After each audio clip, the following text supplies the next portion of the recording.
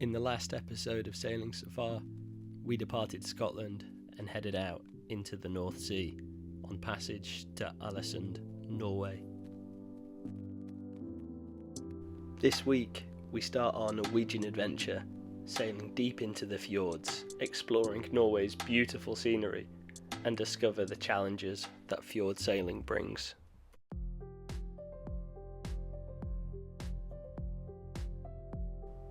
After a couple of days in Ålesund spent resting and recovering from our breezy North Sea passage, it was time to depart and really start our Norway adventure. The marina in Ålesund gets extremely busy on the weekends, and as you can see, there's lots of boats rafted up, which is understandable, as it only costs £15 a night to be in the heart of the town. Well, good morning from Norway. We are sailing on our first little adventure. So we arrived in Ålesund, had a few nights there to sort of rest and recover after the North Sea, and then provision the boat and just little things, have a few beers and enjoy the town. But we've departed there this morning. It's been a bit fluky sort of wind conditions. So one minute it's coming from the nose, the next minute it's coming from the stern, or the east or the west, whatever. But we're sailing right now, which is good, and we've got a bit of a beam reach just down through the fjords, and we're hoping to aim for Hyurundfjorden. I'm hoping I'm saying that correctly, but that's supposed to be a really pretty one. There's quite a bit of cloud today. You know, fingers crossed it clears. It would be amazing to see it on a nice clear day, but we'll just work with what we got. So we are going, well, we've left Ålesund, which is here, and we've come out, gone south through the pass here. I only started the track at this point, unfortunately. But now we're just heading south with the intention of going into the Hjørundfjord, which is here, this fjord here. And I believe the cruise ships, they tend to go down this one. But I'm, again, not too sure because I'm not too familiar with the area, but we're just ghosting along here now at the moment, 2.4 knots. But yeah, we're making progress, nice and slowly, saves the diesel.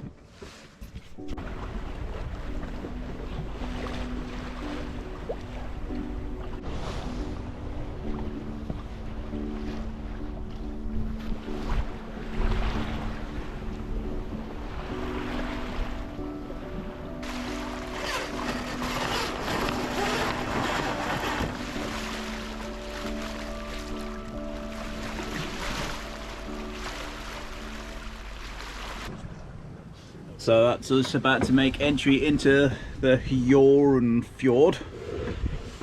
You can see it just off to starboard, and it looks pretty dramatic, that's for sure.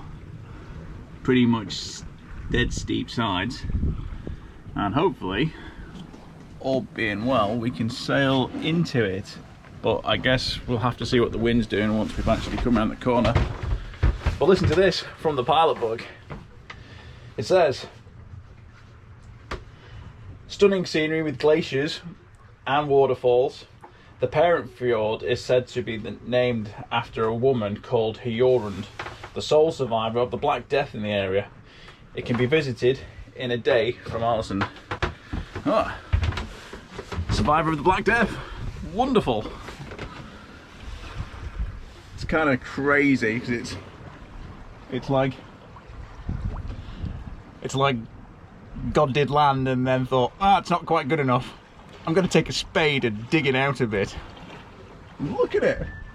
It's ridiculous. As we approached the fjord with the wind dead astern and our sails pulled out, both boats were impressed at how quickly the wind can shift, doing a complete 180 degrees. Sailing within the fjords certainly keeps you on your toes. You need to be prepared for sudden wind shifts and gusts that can hit you like a freight train. With the wind now against us in the Hyurundfjord, both boats were forced into an upwind battle. This is the first opportunity we've had to really see whose boat points the highest and sails the best to windward. Safar's head sail is a high-cut Yankee. These are fantastic for offshore, strong wind sailing conditions. Measuring at 30 metres squared, it's significantly smaller than Liam's 50 square metre Genoa. Throughout our adventure sailing in the fjords, Safar was often left wanting in the lighter wind conditions, and I grew envious of Liam's Genoa and the additional speed he was able to generate. This is something I will look to purchase in the future, but for the moment I'm just happy with what I have.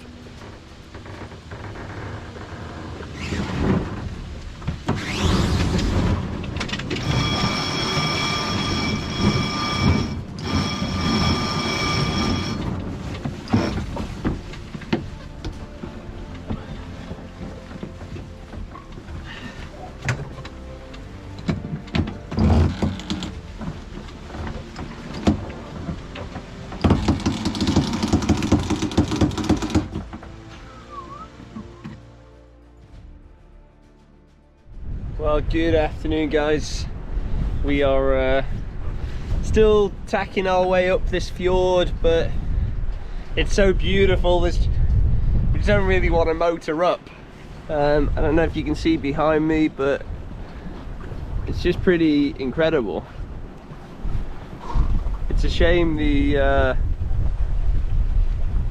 that there's not perhaps just a bit, more of a blue sky and a more favourable breeze, but I guess you just got to be happy with what you've got. But you can see our track is just tacking all the way up. Sometimes it's short tacks, and that's mainly just because the pressure, you might be able to see it on the water, but there's more pressure in the middle. And then less tends to be closer to the land, so there's been quite a bit of short tacking. Liam's boat is just up ahead of us, so the fact that we've been staying with him today quite competitively, really, given he's being a slightly bigger, slightly faster, bigger head sail, all of those things. So yeah, I'm really happy with what Safar's been doing so far.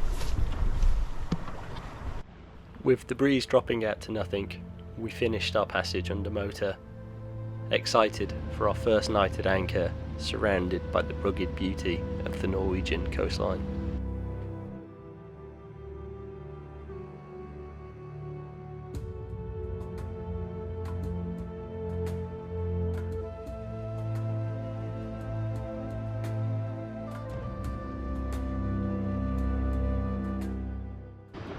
So the time is 1946 and this is our first anchorage in Norway, right next to a massive waterfall and a little river, and Safar is just dropping their anchor right now. It's absolutely beautiful. What scenery. It's just incredible. Hidden deep within the dramatic valleys of western Norway lies Urke, a small village at the very head of the Hjørundfjorden. Life here moves slowly. The fjord's calm waters invite kayakers and boaters, while the hikers take on the nearby Saksa mountain, rewarded with one of the most stunning views in all of Norway. It's claimed that Urke is not just a destination, but is an escape, a place where nature and legend meet.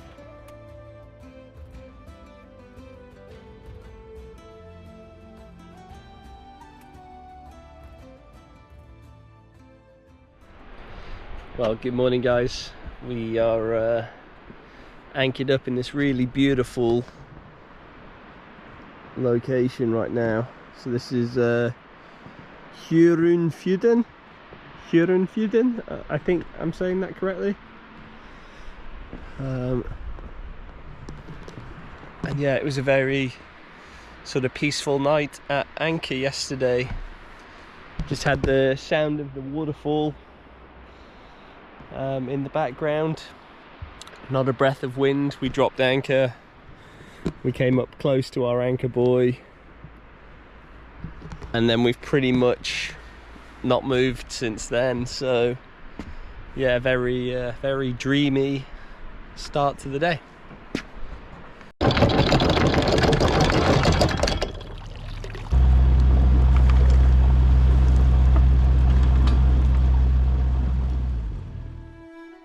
We try to sail in the fjords as much as we can, but some days there isn't even the slightest puff of wind, and as much as we'd like to save on fuel, on days like this you just have to fire up the engine and motor along, which honestly isn't so bad, because it gives us the time to slow down and really take in the incredible scenery all around us.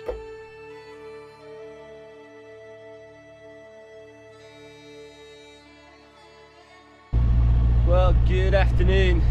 We're just continuing south down Hyurundfjorden, and it's completely breathless really. There's no sort of wind. You can see just the ripples here on the water, but yeah, what an absolutely stunning place.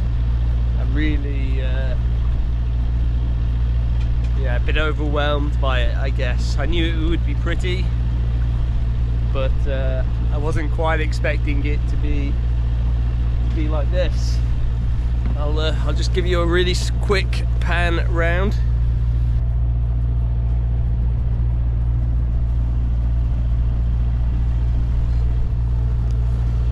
But yeah, I would definitely recommend a visit to Norway for anyone that's got a sailing boat. I think I don't think you'd be disappointed. As we continue our passage down the fjords, one of the more significant challenges we face is finding suitable places to anchor. The steep sides of a fjord don't stop at the shoreline. They keep dropping straight down underwater. When looking at the chart, a lot of the soundings will be too deep for your average cruising boat to anchor in. That means you often can't let out enough anchor chain for the boat to swing safely. If you do, you risk either drifting too close to the shore or swinging out into even deeper water where you no longer have enough scope for the anchor to hold properly. For this anchorage, we decided to tie our sterns to the shore. That way, the boats stay put and don't swing out into the deeper parts of the fjord. Since there weren't many shallow spots to choose from, we figured we'd raft the boats together, partly for convenience, but mostly for fun, since we'd never tried it before. So this morning on Sailing Safar, we have Safar and Aya in catamaran mode, and we are rafted through the rocks at the bottom of the Hjørundfjord. And there we go, there's the big man himself, star of the show. I think the boat is the star of the show. I'm like the extra in the filming. That's true. And the designated crew member, Sam Nixon, is currently ashore untying the lines off, and the grand plan is to let go of the shore lines, and then we should creep forward, release catamaran mode, having picked Sam back up, and then recover the anchors, and that will pull us apart, and then off we go. After heaving our anchors, we headed north under engine in search of our next anchorage.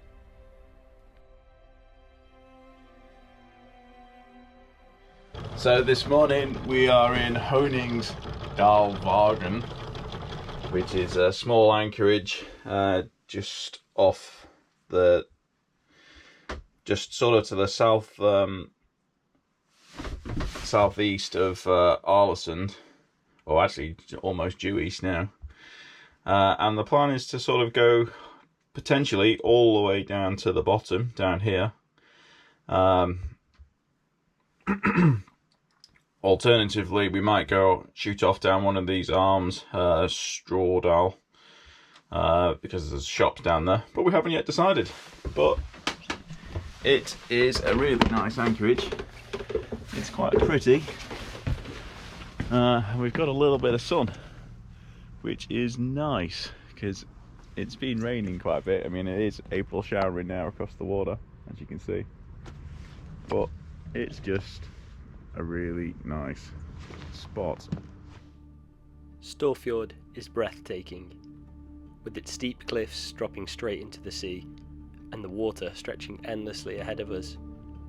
As we sail downwind, it's easy to imagine Viking longboats making the same passage centuries ago, their square sails catching the wind, just like ours. Storfjord is one of the longest fjords in Norway, stretching over 110 kilometres inland.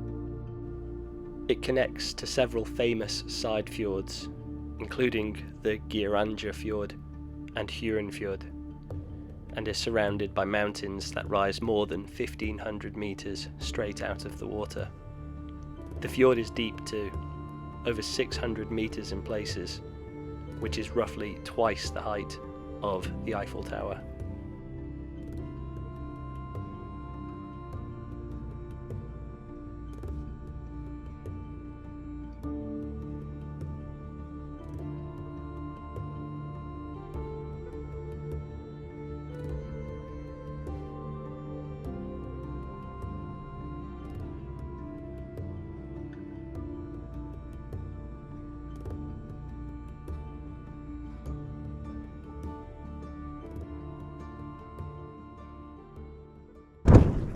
So we're in Storfjord, on the way down to Geiranger, at the bottom of Geirangerfjord, we think. Our pronunciation is, well, we're struggling with it. We don't really speak much Norwegian. Off to our port side is the town that Storfjord gets its name from, Stor.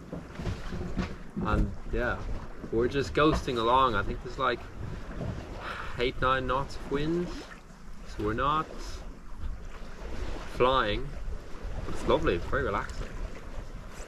There's some amazing houses here, plenty of them. We can't see any roads to them on maps, so we think they're just serviced by the jetties or the pontoons they have at the base of these mountains, which is mad. Like, some of these mountains around here are, or plenty of them, are taller than the tallest mountain we have back home. Just mental. You know, we're at sea level now and we're just looking up like over 1,000 meters to the top. Isn't that right, Morgan? That's right. Alright, I've done some awkward talking to the camera now. Okie dokie. There's lots you can cut. As in, please cut.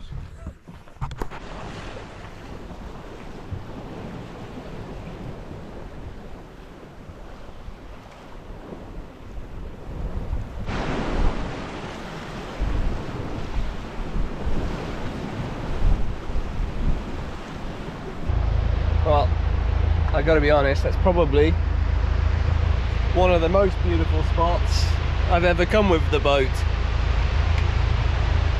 I mean, you can see Liam and I are there just ahead of it, but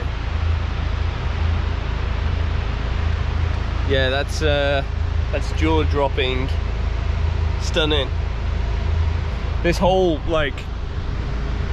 fjord it's just absolutely wall-to-wall beautiful everywhere you look. I think we've really lucked out with the weather today. Yeah, perfect. Found a new way to wash the boat with one of these.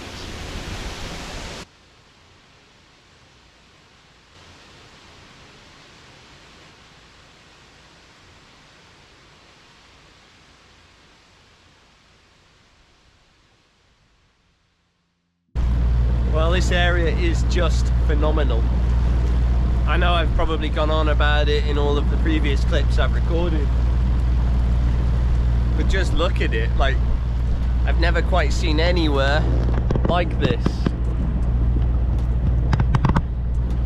And so spoiled to be just motoring on through, drinking a cup of tea and just staring at it like it's completely normal. The fact that I'm doing it with one of my friends and my brother in company, 2 boats, is yeah, what an experience we're having. So very, very lucky.